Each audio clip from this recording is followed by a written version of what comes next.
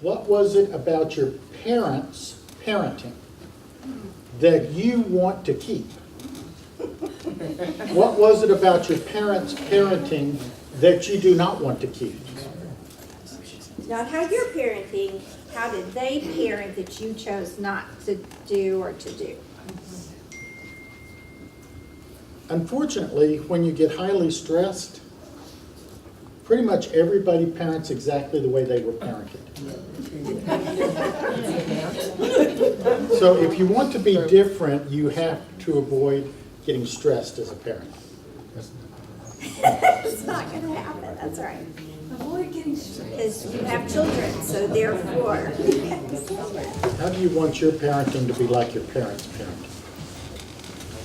Both of ours made us go to church.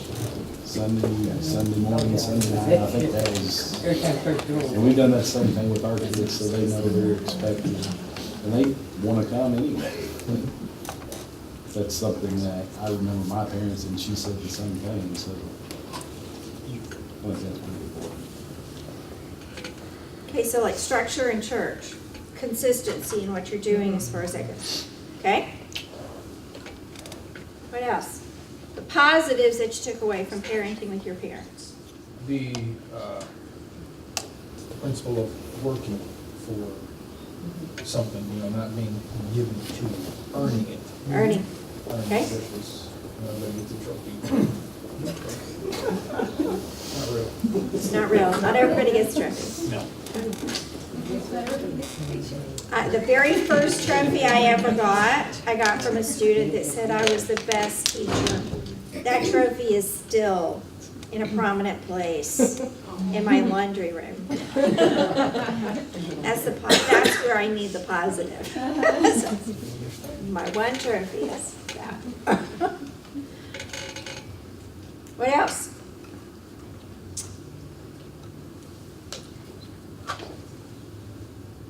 Okay, I think we're going to get a lot of the negatives. what are you certain that you don't want to reproduce in your parenting that you experienced from your parents? There wasn't a lot of, I don't think there's a lot of life skills taught when I was a teenager. There was very little, no, it wasn't bad, I was an easy kid, but there wasn't a lot of, just like, hey, you shouldn't do this. This would be smart, there wasn't a lot of that stuff. To tag along that, say what I heard you say. Just a lack of communication in general. My dad was a very quiet person, and my mom, English speaking, it was usually yelling. And so, in both cases, I never really felt comfortable being able to talk to them about, issues or just like he was saying, life skills. We learned some things, but if it was like a hardcore subject, I'm not talking to mom, because if I tell her that I know this or that I may have participated in this, then I'm going to get yelled at. And Dad, he would have been like, we're going to talk about that because it makes me uncomfortable. Okay?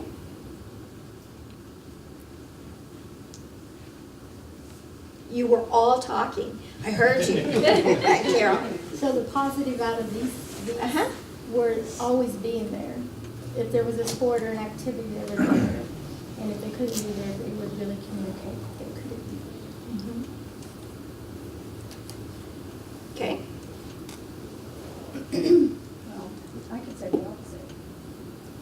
Mine were Never there. They were just working and working. And working. Yeah. So that's like that's I guess positive and a negative. For me, was them teaching us how to work. Work hard. Right. Working the garden, working There needs the to be a field. balance. Cutting all 4 yards and pushing lawnmower summer day. But still, as she said, for her, always working, so it was a balance. Right. Yeah. They were still there when it counted. Yes. Okay? I was thinking, I guess it goes along the lines of communication, but this idea that, certain subjects are off limits, like you can't talk about that, stuff like that. You know, that is something I would not like to do. Right. Good. I know that there are a lot of kids that would wish their parents would stop talking to them at times. No one overshare. But I think that an honest communication that starts from a very early age actually allows that to happen when they get older. A little trick I'll share with you, for those of you who have kids that are just getting to that tween stage and then on, there comes a point the kids do not want to talk to you face to face. They don't want to look at your face because either you're going to show disappointment, anger, worse yet, shock. And they just know if they tell you these things, they're not they don't want to see that on you. So a little trick is reestablish that bedtime routine. And instead of face to face, you lay down on the bed with your kiddo. Just lay down beside them, stare at the ceiling. Don't make eye contact. It scares them away. But lay there and just talk, and you'll be surprised in the comfort of their bed, with the security of their parent not looking at them. They will share an awful lot of things that they wouldn't have. If you just sit down beside them and say, let's talk. What do you want to share with me? Nothing. It works. Guys and girls. But, okay. Now, one of the things we're going to look at tonight is a concept called parenting styles. You might think of this as overarching the way all your different techniques of parenting are put together in the way you treat a child. Now, if you've had any kind of training in school on parenting, you've studied any articles on it, the common thing that's taught in school is that there is a right parenting style. And there's a lot of research on this. And most of the researchers, and I'll explain why in a moment, but most of the researchers come up with the idea that the most effective parenting style is something that's called democratic, where the parent and the child works together to come up with outcomes. Now, the problem with parenting research is that it's just about all done, like 98% of it is done in college classrooms with freshman and sophomore sociology students who have just survived their teenage years and gotten out of their household, and they're thinking about how their parents did it wrong and they want to do it different. And so they pretty much all think that the democratic style is the way the parents should have raised them, and the researchers accept that and write articles about it. And then it gets into textbooks. And then it gets into pamphlets on how to parent. So that's where all of this comes from. I'm going to advocate something different tonight that I think is based on more common sense, which often doesn't fit well with research. But what I'm going to advocate is that there are multiple different parenting styles, and each one of those is useful, with one exception. Each one of them is useful at a different stage of the child's life. So this naturally follows what we looked at last week with human development, stages of life. And you might think of it as stages of parent development, how you grow up as a parent. So that's got to go some way. There. Okay, these are the different styles that have been explained based upon people studying family, researching lots of different ways that parents act, and they find all these different behaviors fit together into these categories. Okay, there'll be a test at the end of this in French, just saying.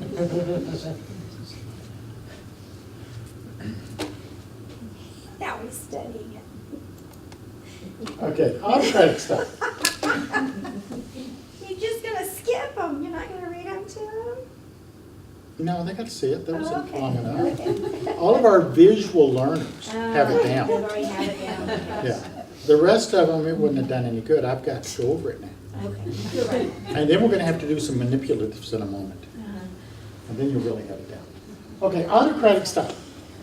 An autocratic style is basically the parent is the boss. They make all the rules. They make sure the child knows what the rules are and that there are appropriate consequences for violation of the rules. They regularly instruct the child in the rules. Child has no say-so. They can obey or they can get in trouble. That's an autocratic style. Now, can you think of a developmental stage of a child where this would be the best parenting style? Toddlers? Yeah. Yeah, think of a toddler. They don't know enough about life to come up with any rules. They are desperate for the rules. They want some guidance. They also have no memory. So you've got to give it to them every day. And eventually they'll just develop the habit of doing things right even before their brain develops the point they can remember the rules.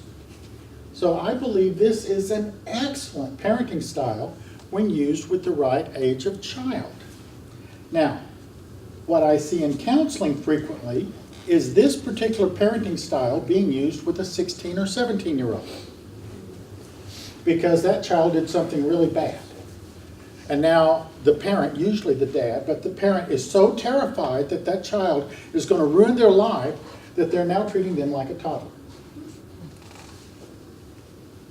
That doesn't work. If you have a very respectful child that loves their parent and was remorseful about what they did, they'll put up with this for a week or two.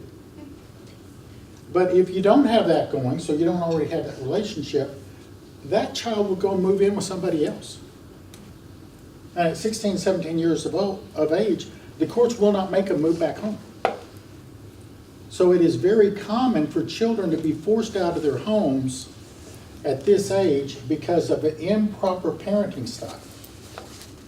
From a parent that is just terrified their child will do something wrong, and instead they do something wrong and greatly compound the problem. So, don't do that. Bad thing.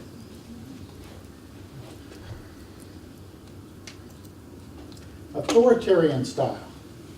Now in this, the difference between this and autocratic, the parent is still the boss. The parent still makes the rules. But when the child says, well, that's not fair, you're like, what's not fair about it? And you might actually adjust the rule a little bit to accommodate what the child thinks of as fair. You might actually start getting the child's input. Such as you go to McDonald's and you say, do you want chicken nuggets or a cheeseburger? That's authoritarian. They're going to eat at McDonald's and they're going to eat chicken nuggets or a cheeseburger, but they get a choice. Whereas autocratic, you open the sack and you get what you get.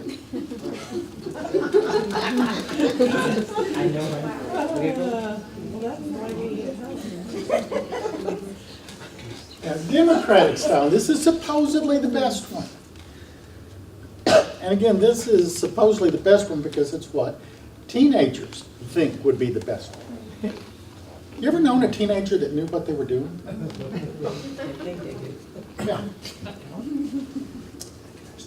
In this one, there needs to be excellent communication.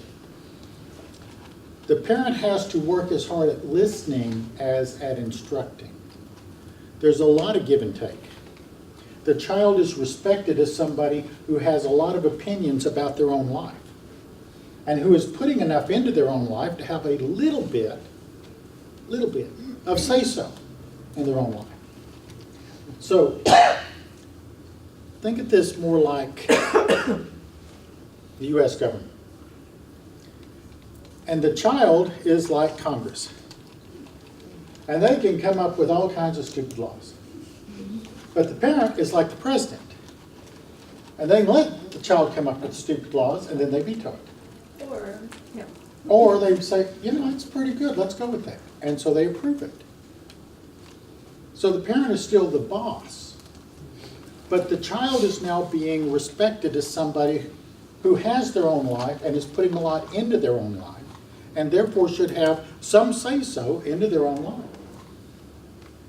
And the way this looks, you go to McDonald's, and you're standing at the counter and you say, okay, you can spend $6.49. That's it, with tax. So, can you figure out how much you can get for $6.49? Maybe I'll do that with your kids? Good. I wasn't the only one. I don't think we hold it to 49 cents. Well, no, back then it was like $3.49. It was a lot cheaper going to McDonald's back then. But it teaches them math, gives them control. They get so focused on the money, they don't really have time to argue with a lot of things. And they get to look at all the different choices up there and choose something for them. And if you're eating a hamburger and they're eating, a sundae, okay, that's what they chose to eat. Next time you may not give them as much money. So this is a democratic style. Now, what age do you think this would work well with? 20s? Tweens. Tweens. Okay, I was like, Teens. We just did this at Kroger before church. yeah. Well, college students think this is appropriate for teenagers. I would say any time after 11, 12, moving up, because you're stressing choice. You're stressing that you're giving them more control of them. And that fits really well with the whole idea of choice. See, I would suggest moving into this even earlier.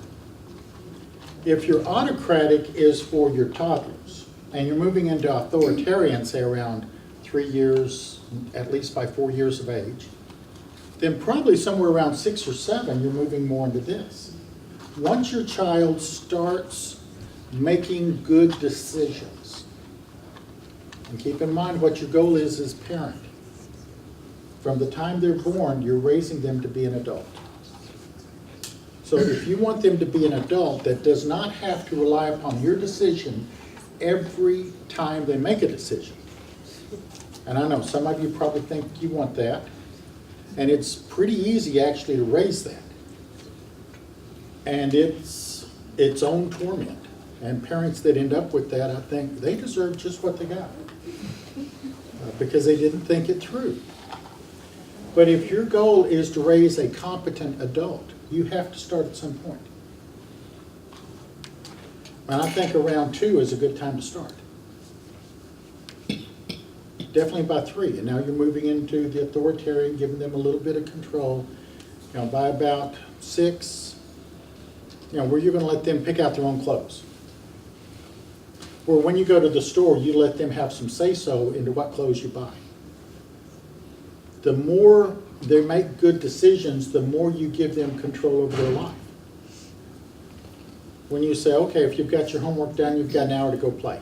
And you let them play however they want to play. You're giving them more and more control over their life. So you're moving more into this democratic style.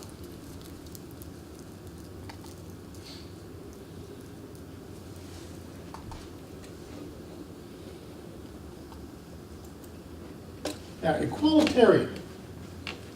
Now, some parents never, ever want to see this with their kids. Many kids, this is their ideal concept of what it should be. And in equalitarian, both groups are equal, the parents and the child, in their control over the child's life. It takes a brave parent to move into this style because your child might make a mistake.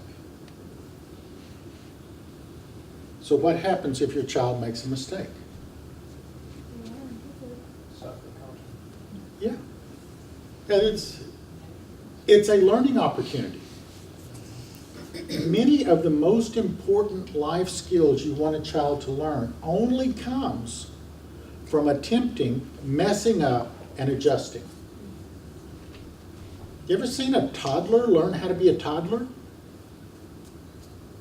How they go from holding on to turning loose and falling and crying? So what happens if the first time they fall and cry, you pick them up and hold them tight and say, you're never doing that again, and you never let them do it again? Well, then you're going to carry them the rest of their life. And I think that is a fantastic analogy for everything else you have to do as a parent. You have to let them fall down.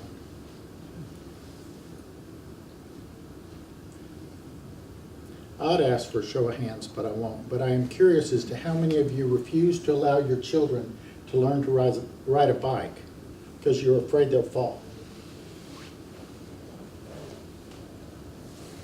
Because I don't know of a way to really teach a person to ride a bike, at least without training wheels, without at some point falling.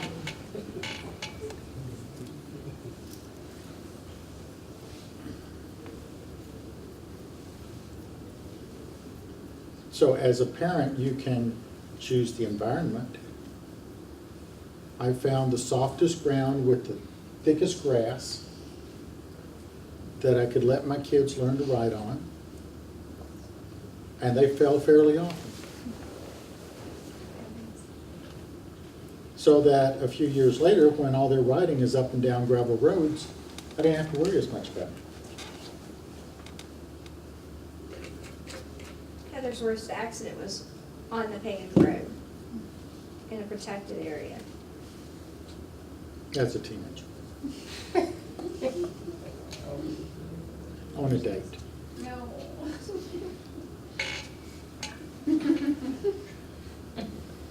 There's a lot of interesting adventures for a parent as your child tries to come of age. And some of them take you to the emergency room. I believe in well, what do y'all think? If you're going to do this equalitarian style, what's a good age to attempt it with? Well, I'm about to move out. Definitely feeling more comfortable with older. Maybe 17, 16 earliest, probably. 16? Okay. And I think that goes along with one of the things we've already talked about. If you have more than one child, you're going to have more than one style. Because our oldest could do that. At a very She early told age. us what her curfew was. We never set a curfew. I said, what time do you think you'll be in? I'll be in by 9, 9:30, 10, whatever. And she was.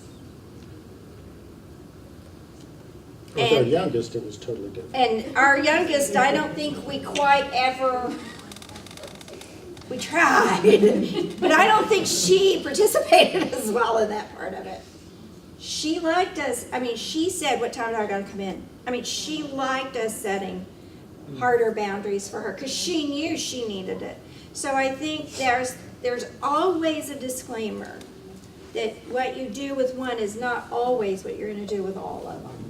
So, that being said. On all of these, there's a transition period from one to the other. And you like the example I used at McDonald's, that's probably one of the earlier transitions, whereas the transition with how they use their time may be one of the later transitions that you do. But it really comes down to how responsible are they with their life. And the more they make good decisions, the more you can turn them loose to make more decisions. Keeping in mind, making a bad decision is not a failure, it's a learning opportunity. And if your kids never make a bad decision, you do not have the opportunity to teach them what to do when they make a bad decision. And face it, folks, they will not get through life always making good decisions. Y'all haven't. They're not going to do any better than you.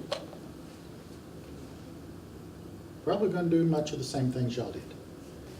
Now, Moving on. yeah, we will at this point.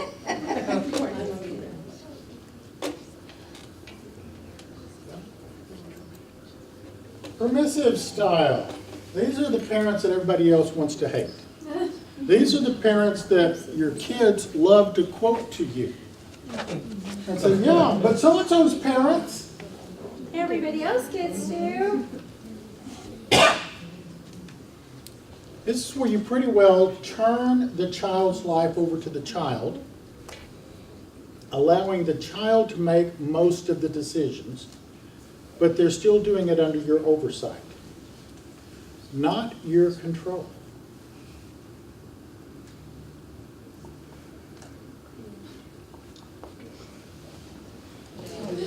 But we have Okay. less goal now. So this permissive style, you think about it for a moment. If you are intending that when your children leave home, they be competent adults, do you want them to leave home and then go learn how to be a competent adult? And go make their mistakes without you around to pick them up? To give them a hug and say, you can do this? I mean, it is a lot easier, and a lot of parents like this, that rather the kids go learn how to be adults when the parents don't have to see it. It's kind of like letting them learn to walk when they're at the grandparents' house and they get to come home and show off for you.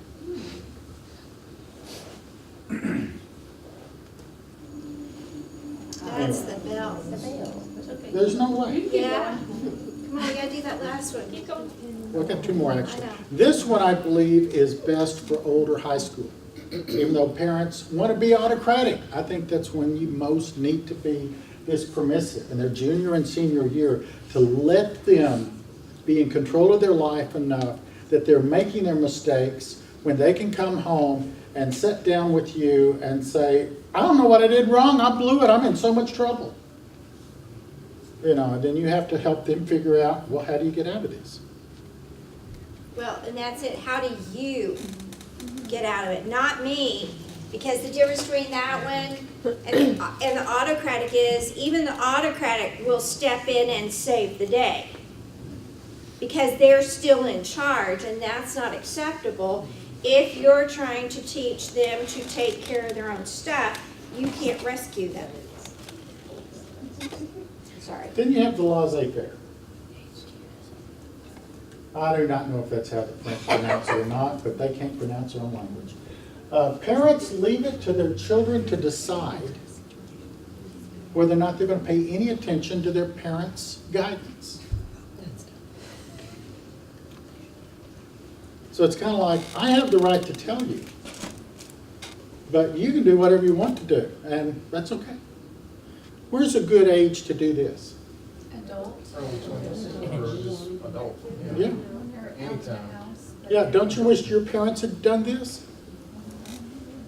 Wish my parents had done this. You know, they still have the right to tell me they think I'm being stupid. But they do not have the right to expect me to do it their way. I've already done it their way as long as I'm going to do it their way. Now I'm going to do it my way. I mean, there's got to be an advantage to now being out and making my own gold, right? Okay, so yes, this is an appropriate parenting style, and it's still tough as a parent to move to this. And if you don't move to this, once you have adult children, you will resent your children something awful. And your children, okay, so I'm gonna speak to this in really quick, I know the bell's rung. So this was our attitude towards ours. 2 of our 3 married at 19. And so we said, you're married, you're on your own. Now, we didn't kick them out the door and never help them again. What we said was, you're in charge of you. We've raised you that way, you're in charge of you. You want our advice? Come get it. We'll give it. But we're not going to tell you how to live life. So, unless you come ask, we're not going to give it. That's hard. And then there's the ignoring style. This is the one that, in my personal opinion, there is never a place for. Right.